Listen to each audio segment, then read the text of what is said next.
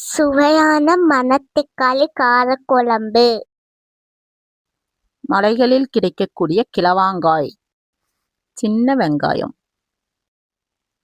கொத்தமல்லி, சின்ன தக்காளி 4, ஒரு கை வெள்ளைப்பூண்டு, சின்ன எலுமிச்சம்பழ அளவு புளி கரைசல், சின்ன வெங்காயம், 2 தக்காளி, தேங்காய் வதக்கி அரைத்த மசாலா, வெந்தயம், கடுகு உளுந்தம்பருப்பு.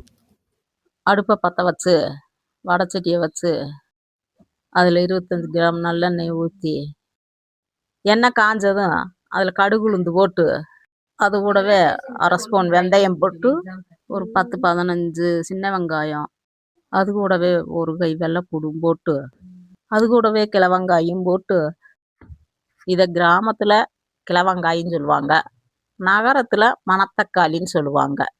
அது கூடவே ஒரு தக்காளியை 4 நறுக்கி போட்டு அது உடனே 2 ஸ்பூன் மிளகாத்தூள், வீட்டு மிளகாத்தூளையே போட்டு எண்ணெய் பிரிஞ்சு வர்ற அளவுக்கு நல்லா வதக்கணும். ஏற்கனவே கரைச்சி வச்ச புளித்தண்ணியை வடிகட்டி ஊற்றணும். அது பூரா ஒன்று சேர்ற மாதிரி நல்லா கலக்கி விடணும். ஏற்கனவே அரைத்து வைத்திருந்த மசாலாவையும் சேர்த்து அது கூடவே குழம்புக்கு தேவையான அளவு தண்ணியும் சேர்த்து நல்லா கிளறி விடணும்.